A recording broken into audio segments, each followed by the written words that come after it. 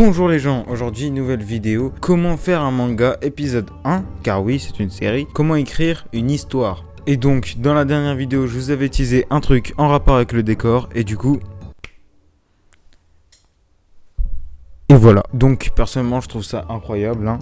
On peut augmenter la luminosité, on peut changer la couleur, genre bam, vous voyez, regardez ça, on se croirait pas dans la jungle là, ça, sincèrement.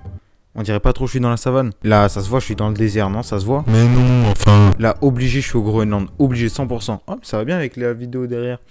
On va laisser ça comme ça. Je pense que c'est une bonne idée, On va laisser ça en bleu pour cette vidéo. Vas-y, on va changer en fonction des vidéos.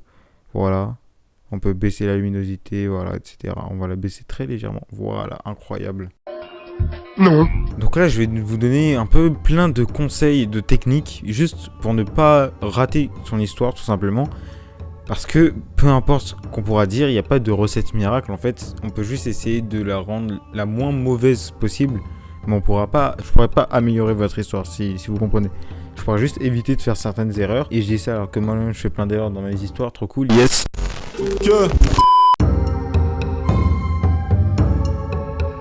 Donc là, on va tout de suite aller sur la première technique.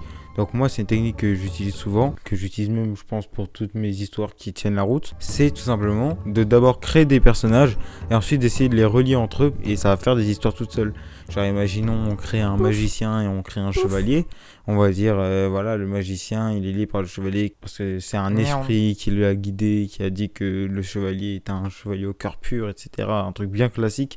Là, encore une fois, je vous donne des exemples très classiques. Le but, c'est vraiment pas de trouver une histoire originale qui puisse tenir la route, mais bref. Donc voilà, juste en faisant ça, on a déjà une histoire avec un nouveau personnage, donc l'esprit. Et donc ça nous permet de créer l'esprit. Et autour de l'esprit, on pourra créer d'autres personnages. Genre, est-ce qu'il y a d'autres personnes? Par exemple, imaginons que c'est un esprit qui est très puissant, qui peut posséder un corps. Est-ce qu'on ne pourrait pas faire un méchant qui essaie de se faire posséder par l'esprit pour pouvoir devenir plus fort, par exemple? Et du coup, là, tout d'un coup, ça oppose le chevalier au méchant. Et c'est comme ça que de fil en aiguille, l'histoire se crée. Donc ça, c'est vraiment ce que je fais le plus souvent. Donc ça, c'est quand on a en général une idée d'un perso et qu'on se dit ça serait bien qu'il aille avec un rival ou alors avec un autre perso. Ensuite, il y a un peu la technique inverse en quelque sorte, ça va être tout simplement de partir d'un concept. Genre, imaginons que vous aviez un concept de base, et à partir de ce concept, vous allez venir créer les persos qui seront en lien avec le concept. Genre, imaginons que c'est un monde où il y a une seule personne qui peut revivre à chaque fois qu'il meurt dans une certaine journée jusqu'à qu'il trouve la solution pour sortir de cette boucle sans fin. Bon, pour ceux qui ont reconnu, c'est le scénario de All You Need Is Kill.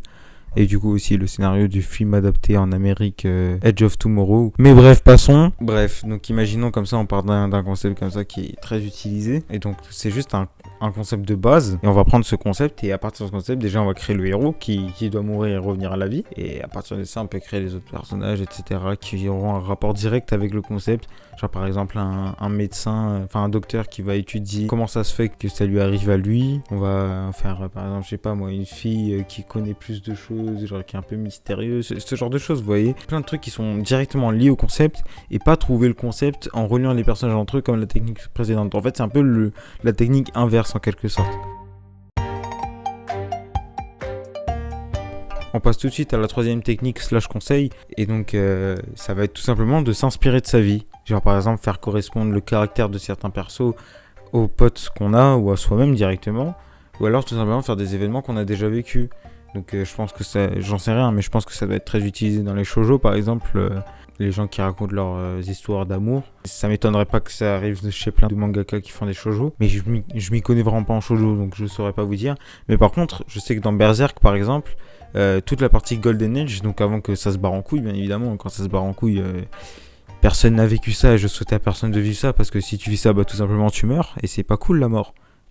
Et donc voilà, au début il s'est inspiré de relations qu'il avait avec certains de ses amis, mais bon, ça a déjà été dit dans une vidéo d'un youtubeur qui s'appelle Paul, enfin la chaîne de Paul.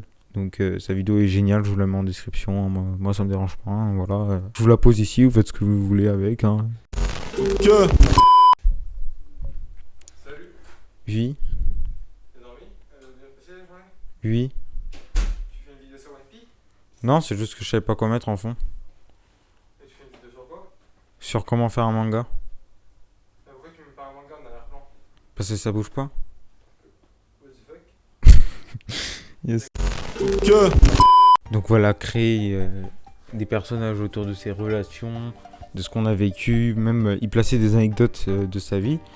Voilà, si vous voulez placer des passages de votre vie, je sais pas, imaginons que vous avez vécu un truc avec votre ex, une histoire d'amour complexe, vous pouvez essayer de la réécrire. Bref, ça c'est vraiment une technique qui est pas mal aussi, parce que si vous l'avez vécu, ça veut dire que d'autres gens l'ont potentiellement vécu, et du coup que d'autres gens vont potentiellement s'identifier à votre histoire. La prochaine technique...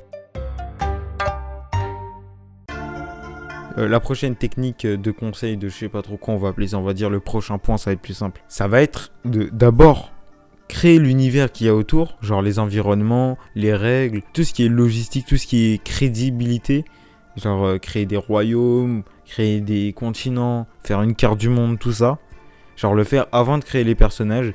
Ça, c'est une technique qui est pas mal pour tout ce qui est rester dans la même ambiance. Par exemple, moi, ce que je sais, c'est que j'ai tendance à trop me perdre dans des sous-histoires, à créer plein d'histoires.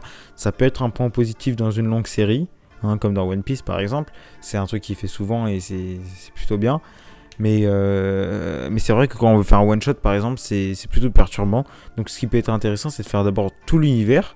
Et pas créer plein d'univers pour chaque perso, parce que c'est ce que je fais en fait. Souvent, c'est que chaque perso a des origines différentes. Et ça crée plein de mondes, enfin plein d'environnements plutôt. Et donc ça serait, au lieu de créer tout plein d'environnements, en faire un principal, où se déroule la scène principale. Donc bien évidemment, il faut quand même qu'il n'y ait pas un seul décor, ça serait totalement con. Mais voilà, c'est plutôt intéressant pour essayer de ne pas se disperser. Moi, j'ai pas encore eu l'occasion de commencer par l'univers.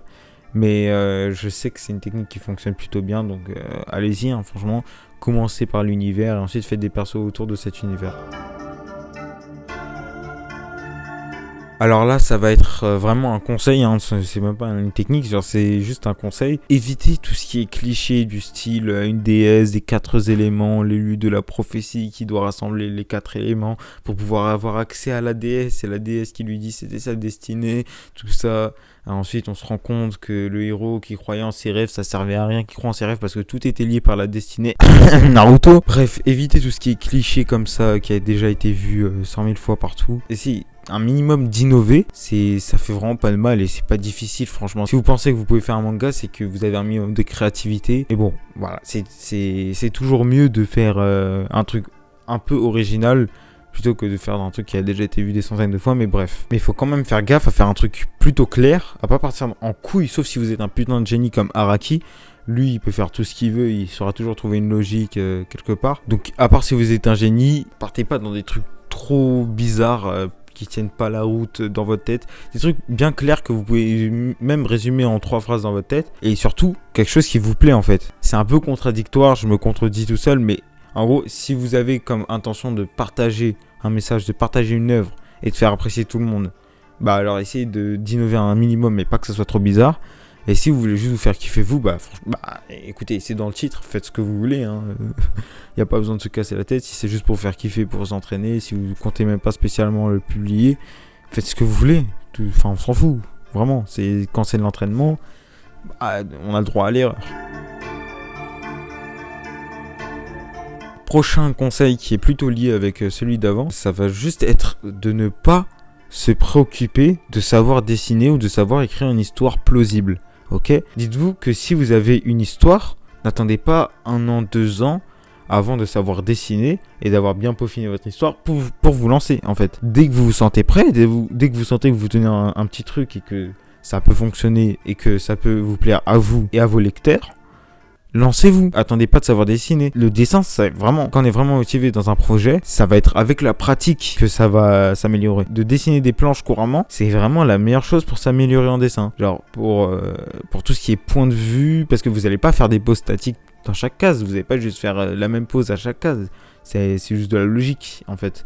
Donc vraiment, attendez pas de savoir dessiner, ça viendra avec le manga et c'est ça qui est encore plus beau. Dites-vous que quand vous aurez pris vraiment du level grâce à votre manga et non pas en attendant pour faire votre manga, et bah vous pourrez comparer la première page avec la dernière page où vous en êtes. Donc quand vous aurez pris le niveau, vous direz putain je suis parti de ça.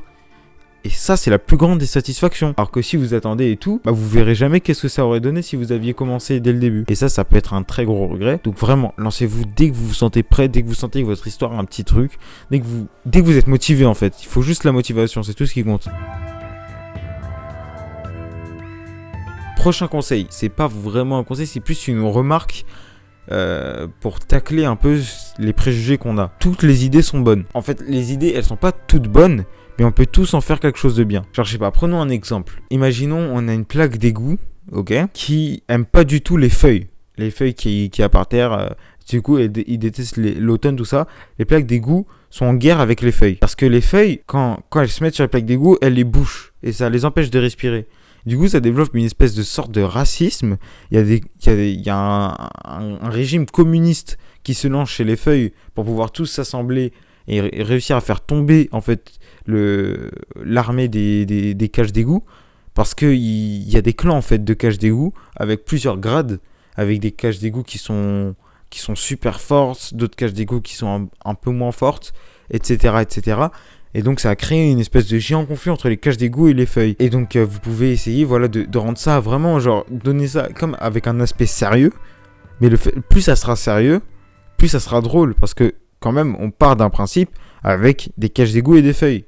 Donc de base, il n'y a pas beaucoup de potentiel, mais tout se passe là-dedans en fait. Donc il faut juste réussir à créer des liens entre la cage d'égout et les feuilles, à créer des liens entre votre idée et une autre idée. Même si elles sont pas ouf, vous allez forcément réussir. Et ça, c'est vraiment beaucoup plus simple si vous voulez faire une histoire d'humour. Genre ça, c'est vraiment genre la chose la plus simple. Toutes les idées sont bonnes pour les histoires d'humour. Après, pour les histoires un peu plus tragiques, c'est vrai que faire une histoire tragique avec une cage d'égout, c'est complexe, ok ? Mais ça veut pas dire que c'est une mauvaise idée. Ça veut juste dire que ça va être plus compliqué de mettre ça en place et de faire en sorte d'être ému par des cages d'égout. En fait, c'est ça. Faut savoir quelle émotion vous voulez faire passer. Et en fonction de ça, vous pouvez voir qu'est-ce qui est le plus simple à faire.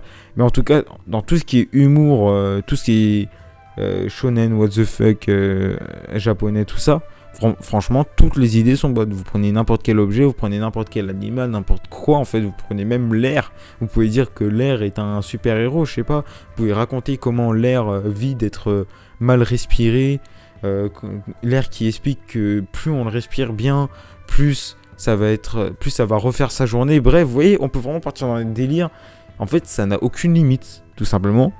La seule limite, c'est votre cerveau, c'est tout. Genre vraiment, vous n'avez pas besoin de vous fixer de limites tant que vous savez moduler vos idées, c'est tout. Et enfin, le dernier conseil, donc ça c'est vraiment le plus important, c'est juste demander l'avis à vos amis. Ok, demandez l'avis sur les réseaux sociaux. Aujourd'hui, c'est super simple de se faire connaître sur les réseaux sociaux. Si jamais votre histoire est bonne, ça va savoir direct. Vous voyez. Et puis même, genre, juste demander un avis extérieur, c'est vraiment la première chose à faire. C'est le plus important.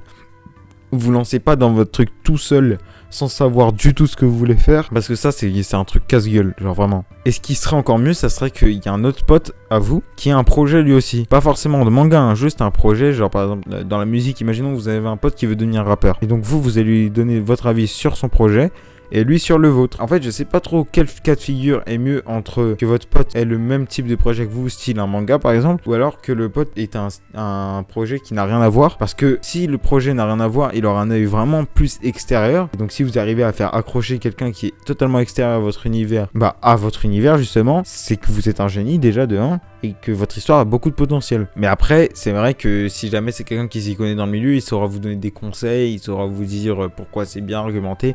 Donc franchement, je sais pas, les deux sont bien. Je sais pas lequel est mieux. L'idéal, ça serait d'avoir les deux en fait, hein, d'avoir un pote rappeur et un pote mangaka. Hein.